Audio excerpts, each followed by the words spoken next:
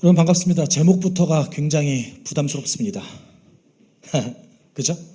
부담스럽지 않으세요? 저는 막 이런 제목 하면은 굉장히 부담스러워서 과거에는 굉장한 반감을 가졌던 반골이었습니다. 저렇게까지 해야 될까? 라는 생각을 많이 했었죠.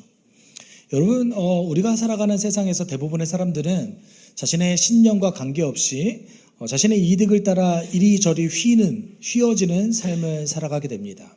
어쩌면 대부분의 사람들이 자신의 이득을 따라 이리 갔다가 저리 갔다가 가는 삶을 살기 때문에 우리는 신념을 따라서 인생을 거는 사람들, 그 사람들을 어떤 의미에서 굉장히 존중하고 그들을 때로는 부러워하기도 합니다. 여러분 잘 생각해 보시면 사회에서는 어떤 한 분야에 이득과 상관없이 인생을 거는 사람들을 존중합니다. 그렇죠? 그렇지 않으세요? 그가 부자가 됐던 가난하게 됐던 상관없이 그 인생이 굉장히 귀하다고 여기죠. 사실 생각해 보면 그들이 걸어갔던 인생이 생각보다 인류 사회에 그렇게 크게 기여하거나 도움이 안 된 영역도 있습니다. 그럼에도 불구하고 우리는 그 삶을 존중하죠. 저는 스포츠를 좋아하는데요. 그래서 요즘 굉장히 화가 나는데요. 네, 그래서 아침에 뉴스를 최대한 안 보려고 결과 보지 말자. 네, 그렇습니다. 여기서 누군가를 비난할 수는 없죠. 네. 다만, 제가, 그 누군가의 노력이 굉장히 눈물나다라는 생각을 했던 건 언제냐면, 그 스피드 스케이팅 선수였던 이상화 선수가 자신의 마지막 경기를 뛸 때 그거를 제가 생중계로 봤거든요. 괜히 막 눈물이 나는 거예요. 네, 여러분 안 그러셨어요? 저만 감동받았나요? 거기? 네, 물론 저는 금메달을 기대했지만 그 선수가 은메달을 땄음에도 불구하고 그냥 굉장히 응원하게 되고 그 인생 정말 어떤 한 분야에 최선을 다해서 자신의 인생을 걸었던 그 삶을 존중하는 마음이 생기더라고요. 여러분 왜 우리가 그런 삶을 존중할까요? 대부분이 그렇게 못 살기 때문에 그렇습니다. 사실 스피드 스케이팅이 제 인생과 무슨 관련이 있습니까? 그렇죠? 그런데 그 인생을 보면서 굉장히 감동이 되고 그리고 마치 기분이 좋아졌어요. 너무. 우리가 그런 이유가 뭘까요? 대리만족을 느끼는 거죠. 내가 살 수 없는 그 인생을 보면서 대리만족을 느끼는 거예요. 여러분 사실 누군가가 어떤 신념 체계로 살아가는 것을 결정하는 것, 내가 어떤 인생을 살고자 결정하는 것은 사실은 증명할 수 있는 영역이 아니라 어떤 하나의 세계관을 받아들이는 거예요. 자, 생각해 보세요. 여러분, 하나님이 계시다는 것을 우리는 증명할 수도 없고요. 하나님이 계시지 않는다는 것을 증명할 수도 없습니다. 그것을 만약에 증명한다면 우리가 하나님이겠죠. 하나님은 증명될 수 있는 존재가 아닙니다. 선언하는 거죠. 우리가 계시다라고 선언한 겁니다. 그래서 사람들은 하나님이 계시다라는 것을 받아들여서 인생을 살아가던가 또는 계시지 않는다라는 것을 받아들여서 인생을 살아가던가 둘 중에 하나를 선택합니다. 어떤 사람들은 그것을 선택하지조차 않고 그냥 살아가기만 하기도 합니다. 대부분이 그렇기도 하죠. 그럼 그리스도인이라는 존재는 어떤 사람들입니까? 어떤 사람들이죠? 예수가 그리스도고 예수가 내 삶의 주인이라는 것을 받아들여서 살아가는 존재들. 그러니까 어떤 의미에서 모든 그리스도인들은 신념 체계를 받아들인 자들입니다. 정말 죄송한 얘기지만 그렇지 않은 그리스도인은 존재할 수 없습니다. 왜냐하면 예수가 내 삶의 주인이 되지 않았는데 그리스도인일 수 없기 때문에 그렇습니다. 네. 예수께서는 우리 삶의 변두리에 계실 수 있는 분이 아닙니다. 내 삶의 중심에 계실 수 있는 분입니다. 그래서 우리는 적어도 우리 삶의 신념 체계는 무엇입니까? 예수입니다. 예수의 가르침을 따라서 내 인생을 걸고자 도전하는 자들. 근데 막상 그것을 선택하기가 여러분 두렵지 않으세요? 마치 선교지에 가야 될 것 같아요. 그렇지 않으세요? 저도 그런 마음을 느낄 때가 굉장히 많습니다. 내가 이렇게 잘 먹고 사실 그렇게 잘 먹고 잘 살진 않는데 그렇지만 이렇게 평안한 환경에서 목회해도 괜찮을까? 내가 지금 척박한 땅에 가야 되는 건 아닐까? 네.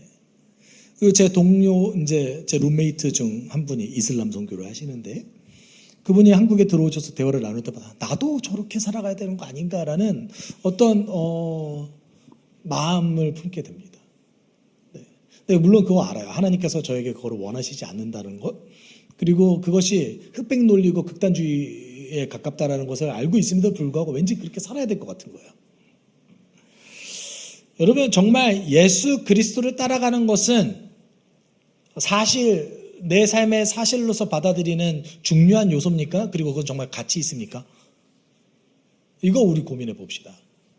네. 그리스도인으로 살아가는 것은 정말 인생을 걸 만한 일입니까? 아니면 뭐 인생 걸지 않고 그리스도인으로 살지 않고 이리저리 휘어가도 괜찮은 겁니까? 네. 여러분, 치열하게 고민하셔야 됩니다. 내가 정말 인생을 걸 만한 일이라면 고민해 보셔야죠. 이거 정말 사실일까? 그리고 이 사실이 정말 내 삶에 가치가 있을까? 고민해 보셔야 되는 거 아니에요? 그렇죠? 맞습니다. 하나님께서 우리에게 그렇게 고민하기를 원하십니다. 치열하게. 여러분, 바울은 부르심에 합당한 삶을 살아야 된다라고 얘기했습니다. 그리고 4절 1절에서 이렇게 얘기했죠. 그러므로 주님 안에서 갇힌 몸이 된 내가 여러분에게 권합니다. 여러분은 부르심을 받았으니 부르심에 합당한 삶을 살아가십시오 라고 바울이 권면했습니다. 여러분, 우리가 지난주에 함께 나눴죠. 그래서 부르심, 하나님께서 우리를 그의 백성으로, 그의 자녀로 부르셨다는 것, 우리 모두 다 하나님의 선물로서 인정합니다. 아멘이 아니셔도 괜찮아요. 그렇죠? 선물로서 인정하시죠? 내가 그리스도인이 됐다라는 건, 하나님의 부름을 받았다라는 건 하나님의 선물입니다. 그렇다면 부르심에 합당한 삶을 살아가는 것은 선물입니까? 아닙니까? 대답이 약간 자신 없어졌어요. 네. 나는 자녀이기만 원해요. 자녀로서의 의무는 별로 원하지 않아요. 라고 생각하십니까? 그거 우리 하나님 철저하게 오해한 겁니다. 우리 하나님 우리 착취하지 않으세요. 우리 하나님 우리 착취하지 않으세요. 네. 그렇죠? 여러분, 따라해 봅시다. 하나님께 내가 목적이다. 하나님 어떤 성과를 내시는 게 목적이 아닙니다. 우리가 목적이에요. 여러분은 수단으로 여기지 마십시오. 하나님께는 여러분이 목적입니다. 성령의 9가지 열매가 있죠. 갈라디아서 5장에 성령의 9가지 열매가 등장합니다. 여러분, 그 열매와 나를 구분할 수 있습니까? 사랑하는 나와 나를 구분하실 수 있으세요? 내 안에 있는 온유와 나를 구분할 수 있으세요? 사실 성령의 9가지 열매는 우리 자체를 얘기합니다. 네. 심지어 그 열매가 단수잖아요. 그래서 성령의, 원래는 정확하게 조금 의역해서 본다면 성령의 열매가 드러나는 9가지 양태라고 번역하는 것이 옳습니다. 그러면 이렇게 얘기할 수 있죠. 나는 온유가 없는데 사랑이 없어요. 아니요. 언젠간 온유로 등장하고, 언제는 사랑으로 등장하고, 언제는 충성으로 등장하고, 언제는 기쁨으로 등장합니다. 그러면 그 성령의 열매와 나를 구분하실 수 있으세요? 없죠. 네. 여러분, 우리가 지난주에 그래서 그것을 좀 깊게 다뤘습니다. 부르심에 합당한 삶도 은혜입니다. 그렇죠? 그럼 여기서 한번 고민해 봐야죠. 그것도 선물이래요. 그럼 진짜인가? 진짜 선물이에요? 진짜 그거 가치 있어요? 왜 우리가 하나님께 부르심 받은 자로서 부르심에 합당한 삶을 살아야 됩니까? 정말 그거 인생을 걸 만한 일이에요? 우리의 신앙이, 우리가 믿는 것이 정말 내 삶을 다 걸 만한 일들이에요? 아니면 나는 그냥 이 땅에서 잘 먹고 잘 살다가, 다 그렇게 꿈꾸시잖아요? 죄송해요. 저도 꿈꿔요. 이 땅에서 잘 먹고 잘 살다가 죽어서 가는 천국을 꿈꾸십니까? 네. 제가 이제 개척을 준비할 때 하나님께 기도하면서 가장 많이 했던 기도가 이거였거든요. 벌어지지도 않은 일인데, 주님, 적어도 돈 없는데 유병장수하진 않게 해주세요. 근데 왠지 한국에서 개척하면 그렇게 살 것 같아요. 그러면 병이라도 없게 해주세요. 이렇게 기도했던 적이 있습니다. 그게 정말 얼마나 어리석은 기도였는지 요 근래 하나님에 대해서 연구하면서 그를 알아가면서 깨닫게 됩니다. 여러분, 오늘 본문은요, 우리의 신앙 고백에 대한 내용입니다. 네. 특별히 에베소서 4장 4절에서 6절까지는 한 문장이거든요. 한 문장에 세 가지의 구분되는 어떤 양태가 등장합니다. 근데 세 가지를 얘기하는데 한 문장을 통해서 왜 한 문장으로 엮었냐면 세 문장으로 해도 되잖아요. 네, 한 문장으로 엮은 이유는 여기서 하나라는 표현이 7번 등장하거든요. 그거를 구조적으로 묶으려고 한 문장으로 한 거예요. 그러니까 문장이 길어지겠죠. 네. 그런데 하나라는 표현을 왜 7번이나 사용했느냐라는 것은 우리가 믿는 바가 상황과 여건에 따라서 변하는 것이 아니라 나의 환경에 따라서 변하는 것이 아니라 우리가 믿는 바, 우리의 신앙은 하나라는 거예요. 동일하다는 거예요. 우리가 믿는 바는 동일합니다. 네. 그래서 제가 오늘 드린 페이퍼에 이 세 가지 단락으로 나눠져 있죠. 우리가 누구인가? 우리는 무엇을 믿는가? 우리는 누구를 신뢰하는가? 이것이 우리의 신앙에 대한 고백이에요. 근데 여기서 여러분 신앙 고백 그러면 우리가 가장 잘 알고 있는 신앙 고백, 대부분의 성도들이 암송하고 있는 신앙 고백이 있습니다. 여러분 어떤 신앙 고백 암송하고 계세요? 사도신경 암송하고 계시잖아요. 그래서 신앙 고백을 영어로 표현하면 크리드라고 해요. 네. 이게 이제 초기 교회부터 형성됐던 우리가 믿는 것이 무엇인가라는 것을 공동체적으로 형성한 굉장히 전통 있는 신앙 고백들이거든요. 근데 여러분 우리는 신앙 고백을 딱 하나만 알잖아요. 그렇죠? 사도신경. 그 다음에 또 아시는 신앙 고백이 있으세요? 나는 니케아 신경 외우고 있습니다. 칼케톤 신경, 아타나시우스 신경, 이렇게 기독교에는 4가지의 신앙 고백이 있습니다.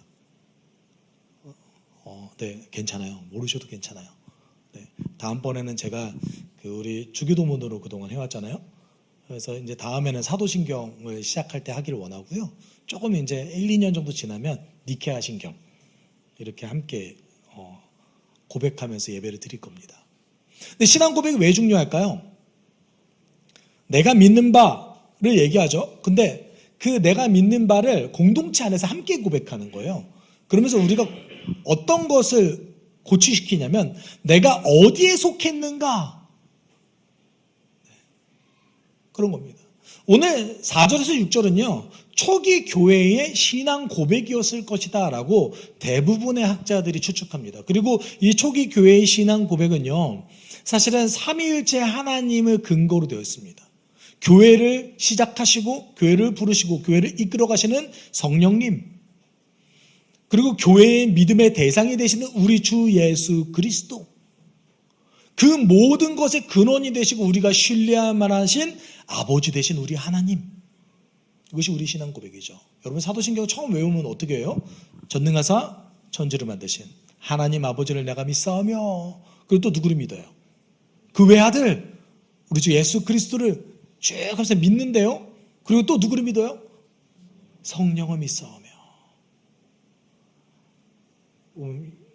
사도신경을 보면 기독교인들은 하나님을 좀 차별하죠. 우리 예수님 길게 써놓고, 네? 그 다음에 성부 하나님 조금 짧게. 성령님께 너무한 거 아닙니까? 성령을 믿사오며. 네. 심지어 저는 이제 서방교회에서 그려졌던 성화를 보면, 동방교회에서는요 성화를 그릴 때, 삼위일체 하나님을 그릴 때 성령 하나님도 이렇게 인간의 모습으로 그리거든요. 근데 이제 제가 우리 여름 수련회 때 그 얘기 나눴잖아요. 서방교회에서 성령 하나님을 뭐로 이렇게 그리죠? 비둘기. 저는 제발 비둘기로 안 그렸으면 좋겠어요. 네. 그렇죠? 비둘기처럼 오셨다라고 얘기했지 언제 비둘기라고 그랬어요. 성령 하나님에 대한 약간 모독으로 듣기 때도 좀 있습니다. 저는 개인적으로. 우리 예배 받으시 하나님이시잖아요. 여러분, 그래서 오늘 본문 속에서 이야기하는 것은 우리가 뭘 믿지? 우리가 누구지? 우리가 누구를 신뢰하지? 이걸 얘기하고 있는 거예요. 그걸 굉장히 짧고 함축적으로 이야기하고 있는 것입니다. 네. 그래서 여러분 이 세 가지 단락을 통해서 함께 나눴으면 좋겠습니다. 처음 바울은 첫 번째로 교회의 정체성과 소망에 대해서 이야기합니다. 우리가 누군가, 우리가 무엇을 소망하는가 이야기하죠. 그래서 4절에 이렇게 말합니다. 우리 같이 읽어봅시다. 그리스도의 몸도 하나요, 성령도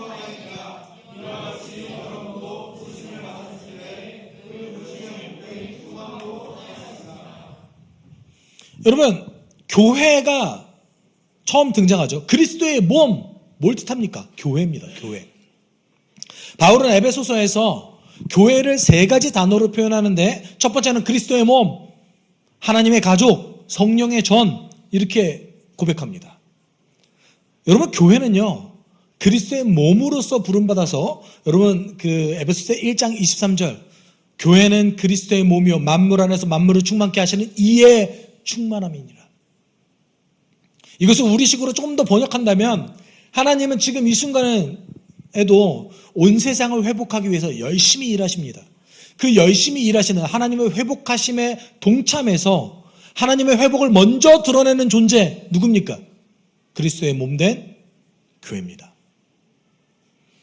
교회의 머리가 누구래요? 예수 그리스도. 다른 얘기로 하죠. 그러면 교회의 머리가 예수 그리스도가 아니시라면 우리는 그것을 교회라고 부를 수 있습니까? 아니죠. 아니에요. 아닙니다.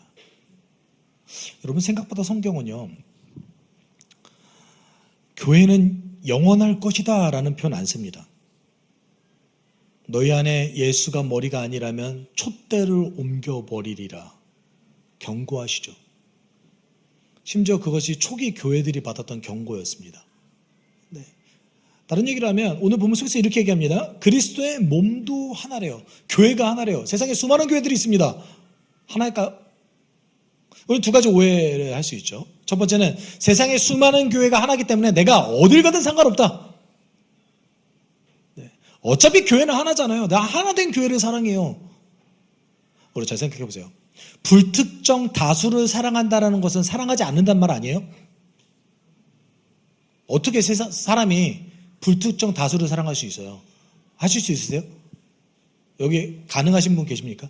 나는 만나는 모두를 다 사랑할 수 있습니다. 아무도 안 계시죠? 이상한 사람이에요, 그거. 그렇죠? 나는 세상의 모든 교회가 하나이기 때문에 온 교회를 사랑해요. 그렇지 않습니다. 여러분, 그렇게 쓰인 성경도 아닙니다. 교회가 하나다? 그런 뜻이 아니에요. 또 하나는 이렇게 오해할 수도 있죠. 교회가 하나이기 때문에 내가 지금 다니는 교회를 중심으로 똘똘 뭉쳐서 절대 이 교회에서 이야기하는 것, 교회에서 가르치는 것을 거절하면 안 되지. 이런 뜻도 아닙니다. 교회가 하나라는 것은 그럼 어떤 뜻일까요? 교회의 역할과 부르심이, 교회의 정체성이 상황과 여건에 따라서 변하는 것이 아니라 하나라는 뜻이에요. 교회는 어떤 정체성을 가지고 있습니까? 그럼 어떤 정체성을 갖고 있죠? 제가 이제 저희 교회 처음 오신 분들께 이제 초기 양육을 하면서 여쭤봐요. 신앙생활을 특별히 오래 하셨던 분들께는 여쭤봅니다. 그래서 신앙생활을 처음 안 하시고 처음 복음을 들으시는 분들에게 여쭤보지 않는데 신앙생활을 오래 하셨던 분들에게 여쭤봅니다. 여러분, 서로 사랑하지 않아도 어색하지 않으시죠? 어떠세요? 그동안 신앙생활할 때 서로 사랑하지 않는데 어색하지 않으셨죠? 하나님 사랑하면 됐지. 그렇죠? 내가 그리스도의 편지요 그리스도의 향기로 살아가지 않아도 어색하지 않으시죠? 주의 명령 가장 큰 거 2개를 안 지키는데 우리는 어색하지 않아요. 어떤 뜻일까요? 우리는 정체성을 상실했다는 뜻입니다. 예수의 명령 가장 큰 게 뭡니까? 서로 사랑하라. 내가 너희를 사랑했듯이 너희가 서로 사랑하라. 너희가 서로 사랑하면 세상 사람들이 너희가 내 제자일 줄 알미라. 물론 사랑하는 방법이 있습니다. 예수의 방법을 따라서 사는 것, 예수의 방법을 따라서 사랑하는 것, 그 대상이 있습니다. 서로 불특정 다수가 아니라 공동체가 서로 사랑하는 것. 그러니까 여러분, 예수의 방법으로 사랑하기로 결정하지 않는 사람은 어떻게 서로 사랑합니까? 그렇죠? 우리가 얘기하는 이웃은 교회를 뜻하지 불특정 다수를 뜻하는 게 아닙니다. 왜냐하면 이게 한글의 특징이 있어요. 한글이 동사 중심적이거든요. 그래서 대상과 목적어, 어떤 방법을 조금 무시하는 경향성이 있어요. 그렇죠? 여러분 어떻게 사랑해야 되는 겁니까? 마음으로 품으면 돼요? 아니잖아요. 예수께서 말씀하셨던 방법, 내가 너희를 사랑했듯이. 교회는 어떤 곳입니까? 하나님 나라 복음을 전수하는 곳, 하나님의 지혜를 드러내는 곳, 예수를 머리 삼아서 그리스도의 몸으로서 살아가는 곳, 하나님의 가족인 곳. 여기 앞뒤 전으로 봅시다. 여러분 가족이라고 느끼세요? 가족? 가족? 가족보다는 좀 못하고, 네, 저기보다는 좀 난 어중간한 그 상태이세요? 아니면 진짜 가족이세요? 여러분 교회 안에 내 식구들이 가족이라고 생각해 보신 적 있으세요? 가족은요, 인식의 영역이잖아요. 감정이 아니잖아요. 여러분 태어날 때부터 나는 저 아빠를 따라가야지, 저 사람이 아빠여야 돼, 이런 감정을 느끼고 태어나셨어요? 그렇죠? 가족이 항상 좋지 않으시죠? 여기 저희 가족들도 계시는데 가족이 항상 좋으세요? 여기 부부들 많으신 것 같은데. 우리 부부는 항상 좋아요. 저 손 들었어요? 저 손 들었습니다. 우리 부부는 항상 좋아요. 아무도 손 안 드시네. 한 분 정도 들으실 줄 알았더니. 네. 그럼에도 불구하고 우리가 항상 좋지 않은데, 항상 감정이 올바르지 않은데 가족이라고 인식하잖아요. 그럼 앞뒤전으로 보세요. 다 가족이에요. 아버지가 같잖아요. 그렇잖아요. 여러분 교회는요, 그 정체성이 하나입니다. 그리스도의 몸, 성령의 전, 하나님의 가족으로서의 정체성이 동일합니다. 어느 나라건, 어느 언어를 쓰건, 어느 문화를 가지고 있건 상관없습니다. 그리고 그 교회의 부르심의 목표인 뭐가 동일하대요? 소망도 하나래요. 여러분 뭘 소망하세요? 소망도 하나래요. 여러분 어떤 것을 소망하십니까? 여러분 성령께서는요, 우리의 소망도 하나고 우리의 부르심도 하나고 우리의 정체성도 하나라고 이미 이루어 주셨다라고 에베소서 4장 3절에 이렇게 얘기합니다. 성령이 여러분을 평화의 띠로 묶어서 하나 되게 해주신 것을 힘써 지키십시오. 이거 과거형이에요. 이미 이루어졌다라는 거예요. 정체성도 하나다, 소망도 하나다, 이루어졌대요. 근데 우리는 이루어가려고 막 노력하죠. 하나라니까요. 여러분 근데 어떤 것을 소망하십니까? 대부분의 그리스도인이 잘 먹고 잘 살다가 천국 가는 것이 인생의 목표입니다. 그런데 예수께서 우리에게 이렇게 말씀하셨어요. 하나님 나라가 내일 올 거다? 언제 온대요? 이미 임했다. 여러분 이미 하나님 나라가 임했대요. 이게 어떤 뜻일까요? 하나님께서 우리에게 주시고자 하는 그 풍성함이 이미 우리 가운데 이루어졌대요. 물론 부분적입니다. 완성되기 전까지는 부분적이에요. 부분적이긴 하나 하나님께서 우리에게 위해서 주시고자 하는 그 축복은 이미 이루어졌대요. 예수께서 우리의 죄를 이미 사해 주셨고 우리는 하나님의 가족으로서 살아갈 수 있습니다. 만약에 내가 잘 먹고 잘 사다가 천국에 나중에 죽어서 가겠습니다 라는 고백이 어떤 고백이냐면, 하나님께서 주신 선물을 전 죽어서 누릴래요. 오늘은 안 누리고 싶어요. 전 죽어서 누릴 거예요. 당신이 주신 축복보다 이 땅에서 잘 먹고 잘 사는 게 더 중요합니다. 여러분 우리의 소망은 무엇입니까? 여러분 소망은 어떤 거세요? 하나래요. 하나. 변하지 않는 우리의 소망이 있습니다. 그것이 무엇이에요? 하나님 나라가 완성되는 것을 소망합니다. 이걸 아주 직설적으로 표현하면 이렇게 표현할 수 있죠. 예수가 이 땅에 다시 오시길 우린 다 소망해야 됩니다. 아멘이 아니네요. 아멘이죠? 그렇죠? 예수가 이 땅에 다시 오시길 우리는 소망해야 됩니다. 이번 주 수요일 날 함께 나눴었죠. 그것에 대해서. 여러분, 예수가 다시 오시길 소망하세요? 아니면 지금 말고 내일 좀 오셨으면 좋겠는데.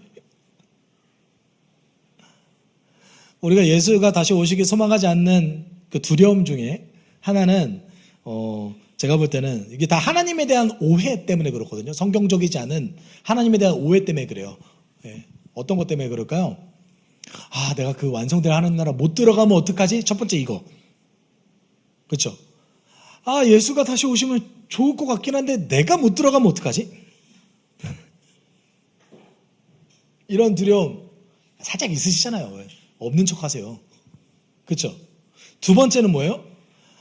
하나님 나라 완성되면 24시간 내내 예배만 드릴 것 같아. 너무 지겨운 거 아닌가? 이거 다 거짓말이에요. 하나님 나라 가시면 여러분 좋아하시는 거 평생 하실 수 있어요. 그리고 제가 아는 목사님 그 얘기 하시더라고요. 난 매시랑 축구할 거라고. 왜요? 완성될 하나님 나라에서는 재능의 고조가 상관이 없어요. 영원을 누리면서 여러분이 하시고 싶은 거 하시면 돼요. 하시다가 다른 거 하시고 싶으시면 다시 연습해서 하시면 돼요. 시간에 제약이 없는데 뭔 상관이에요? 우주는 왜 이렇게 클까요? 저는 사실 과학자도 아니고 잘 모르지만 하나님께서 우주를 이렇게 크게 만드신 이유가 있지 않으실까요? 나중에 저는 우주선 만들어가지고 다른 데도 한번 가보려고요.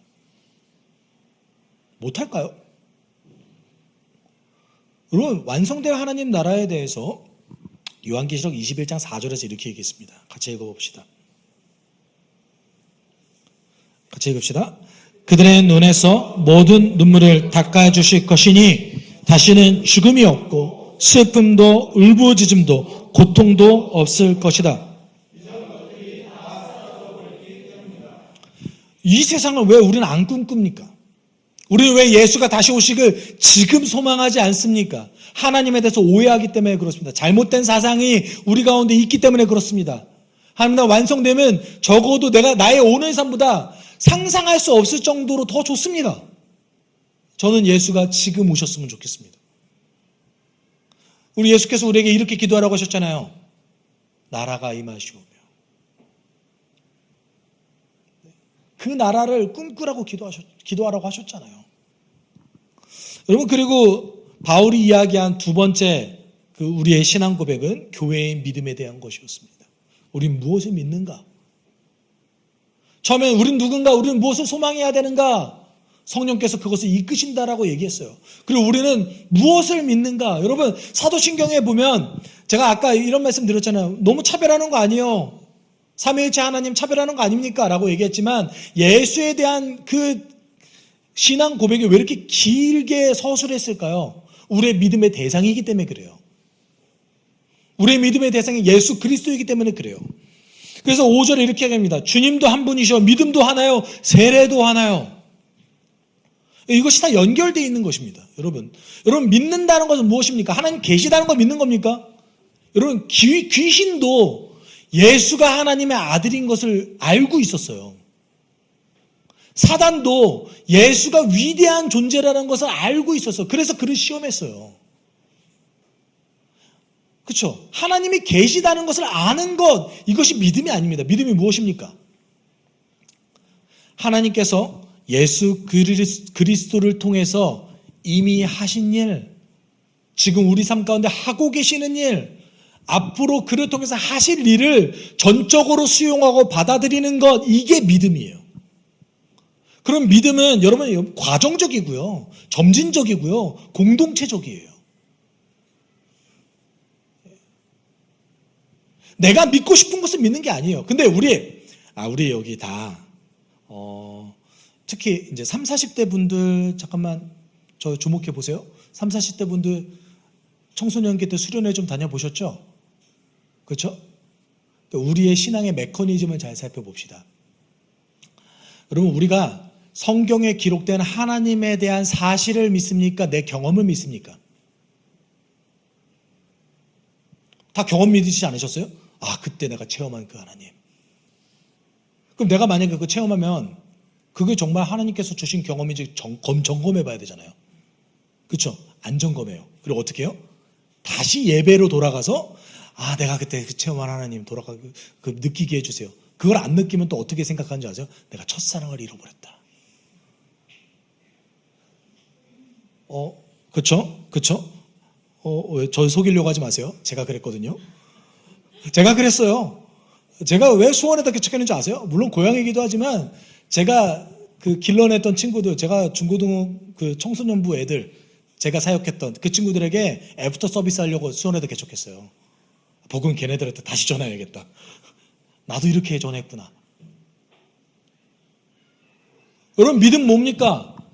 성경에 기록된 하나님에 대한 사실들을 전적으로 받아들이는 거예요. 내가 믿고 싶은 거 믿는 게 아니에요. 근데 우리의 신앙의 메커니즘은 내가 믿고 싶은 것을 계속해서 강화하는 방향으로 가고 있습니다. 믿음은 무엇입니까? 하나님에 대한 사실을 있는 그대로 수용하는 것.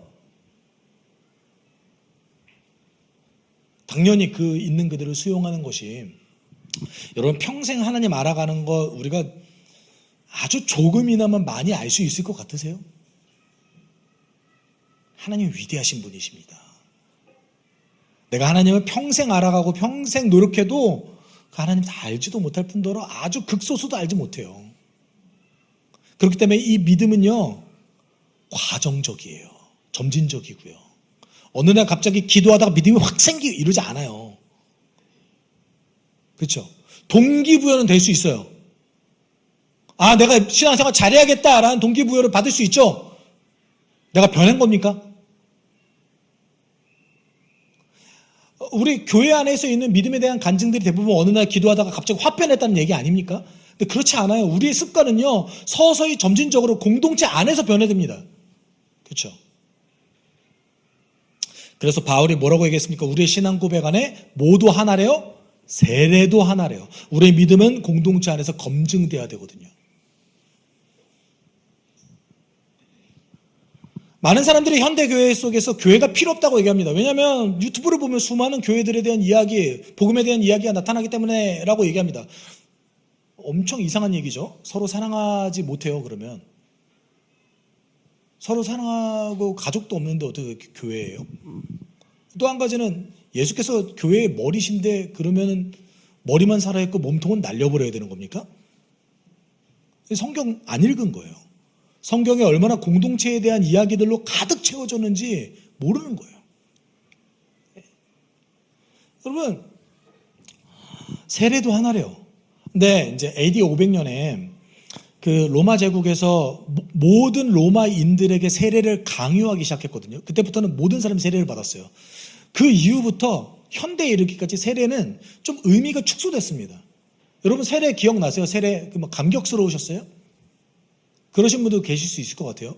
근데 거의 찍어내지 않아요? 어느 정도 시간이 지나면 세례 주잖아요. 제가 이제 유아 세례는 제가 기억이 안 나니까 제 입교 받을 때 저를 향해서 질문이 저를 검증하기 위해서 제 신앙을 검증하기 위해서 제 모교회 장로님께서 저에게 질문을 딱 하나 하셨습니다. 대단한 질문이었어요. 예수님 믿지? 네, 가봐. 그리고 다음날에 예배 때 가서 부랴부랴 막 이렇게 그것도 이제 제가 청소년부 예배 드리다가 2부 예배를 드리니까 뭐 잘 적응했겠어요? 꾸벅꾸벅 졸다가 일어나라고 하니까 아멘 하다가 이제 꽃 받은 거죠. 대부분 이런 세례 받으시지 않으셨어요? 잘 보세요. 세례라는 거는요, 우리 하나님의 가족들이잖아요. 그렇죠? 가족을 입양하는 거예요. 가족을 받아들이는 거예요. 아무나 받으면 돼요? 아무나 받으면 돼요? 안 되죠. 누구를 받아들여야 됩니까? 적어도 예수의 방법으로 사랑하기를 결단하는 자. 이 어떤 겁니까? 책임을 같이 지는 자. 이게 가족이잖아요. 세례도 하나래요. 여러분 초기 교회는요, 그래서 원래 세례 받기까지 한 3년 정도 세례 교육을 했습니다. 그 세례 교육을 하면서 세 가지를 점검했는데 첫 번째는 믿음이 있는가? 하나님에 대한 사실들, 성경에 기록된 하나님에 대한 사실들을 그대로 받아들이고 있는가? 이걸 받아들였다면 행동이 변했는가? 행동이 변했다면 이 사람의 소속, 정말 하나님의 가족이라고 느끼는가? 하나님의 시민인가? 이거를 점검했어요. 그러지 않고서는 세례를 안 줬습니다. 우리의 신앙 고백, 우리가 믿는 것이 무엇입니까?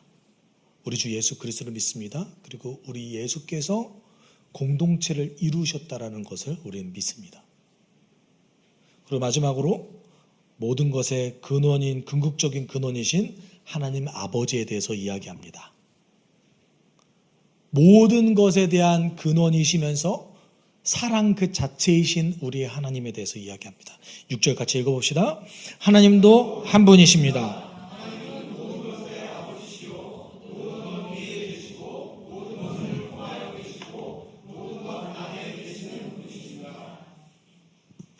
여러분, 바울은 이제 모든 것을 4번이나 사용하면서 아버지께서 다스리시는 것 자체에 초점을 맞추십니다. 근데 아버지께서 어떻게 다스리시느냐? 누구로서 다스리세요? 아버지로서. 너무나 사랑에 넘치시는 그 아버지로서 세상을 다스리십니다. 아버지께서는 계획이 있으세요. 모든 만물을 그리스도 안에서 통일시키신다. 이게 완성이 얘기예요.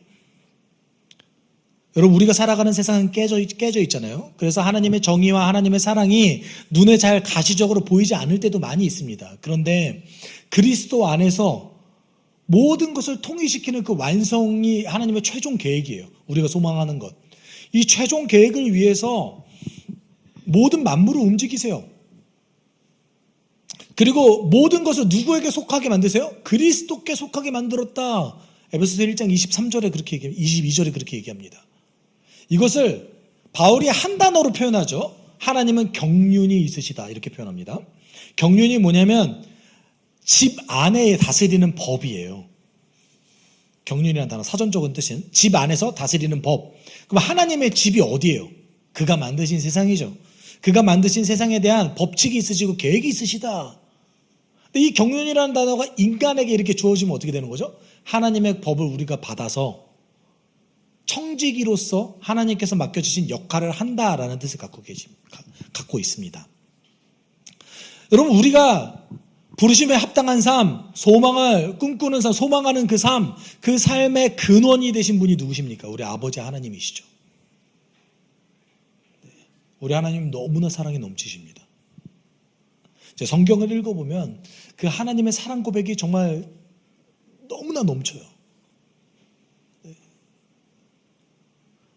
우리 하나님 우리를 수단으로 삼으시지 않으신 분입니다. 우리를 착취하지 않으십니다. 우리를 목적으로 삼으십니다.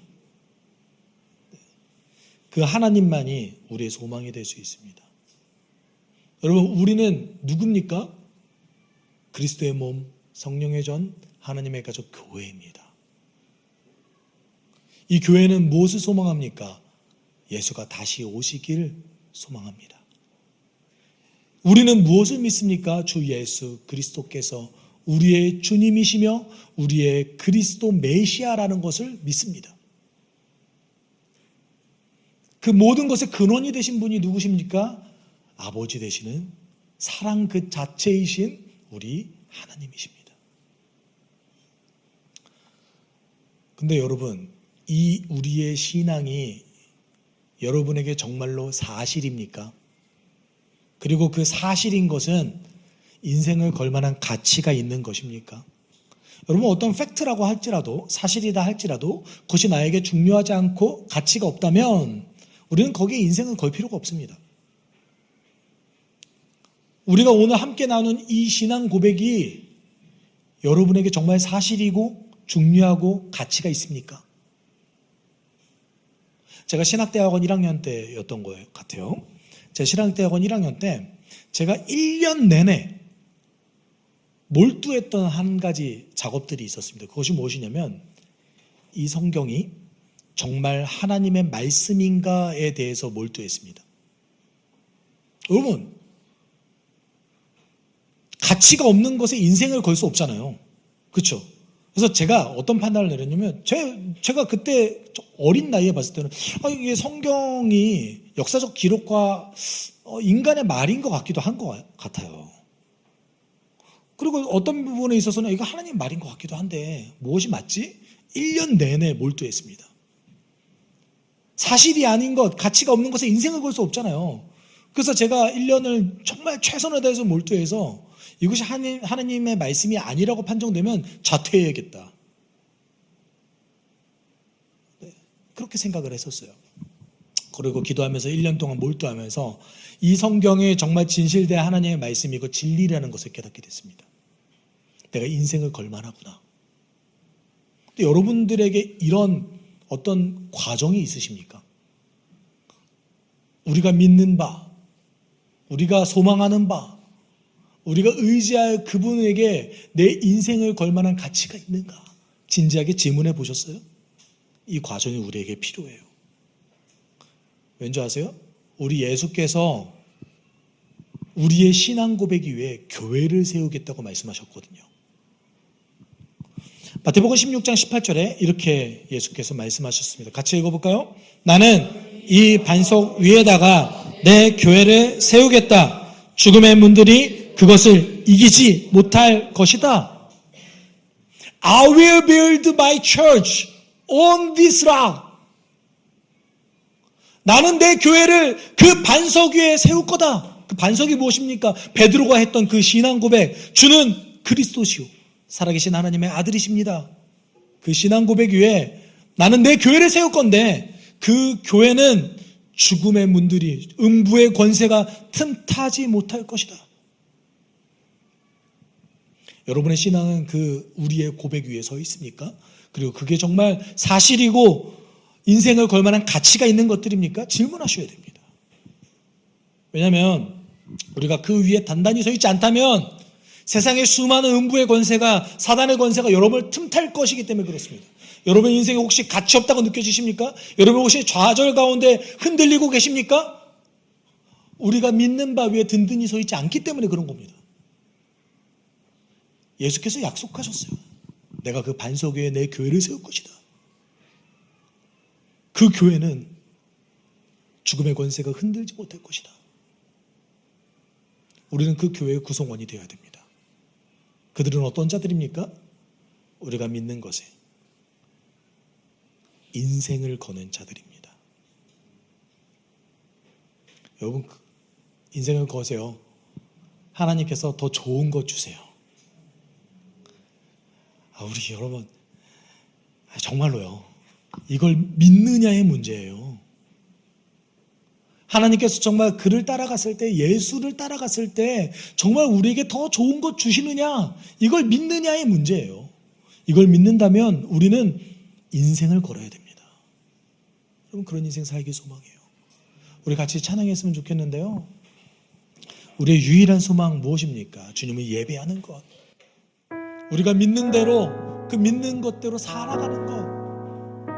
그 안에 인생을 거는 것. 여러분 함께 고백하기를 소망합니다. 빛으로 부르신 주, 빛으로 임하신 주, 나의 어둠을 비추시네. 내 안에 연약함, 내 안에 연약함 모두 씻어주시고 나를 귀히 여기 살리시네. 내 삶에 임하신 주, 내 삶에 임하신 주, 모든 두려움 덮으시네.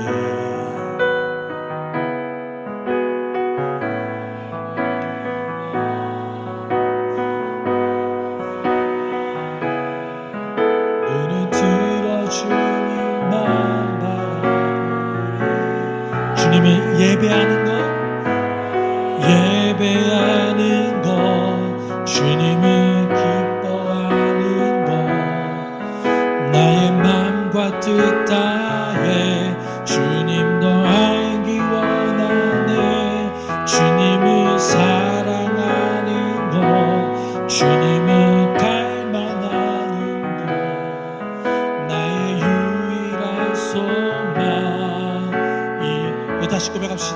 내 삶에 임하신 주, 내 삶에 임하신 주, 모든 두려움 덮으시네.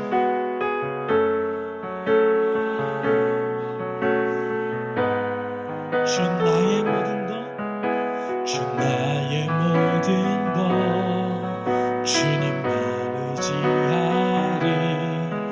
눈을 들어 주님만 바라보. 우리 함께 고백합시다. 주님을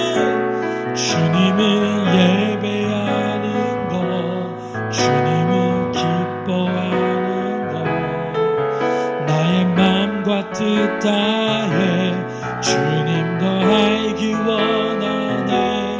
주님을 사랑하는 것, 주님을 갈망하는 것, 나의 유일한 소망. 우리 온 마음과 정성 다하여서 다시 고백합시다. 주님을 예배하는 것, 주님을 기뻐하는 나의 마음과 뜻 다해 주님 더 알기 원하네. 주님을 사랑하는 것, 주님을 갈망하는 것, 나의 유일한 소망. 우리 지금 이 순간 함께 기도할 때 하나님, 우리의 연약함을 긍휼히 여겨주십시오. 지금 이 순간에도 사단은 우리를 하나님 뜻대로 살아가면, 그 우리가 믿는 바에 인생을 걸면 우리가 더 불행해질 것이라고 우리를 속입니다. 하나님, 모든 것보다 더 풍성하게 해주시는 그 하나님을 믿고 의지할 수 있게 우리를 인도하여 주십시오.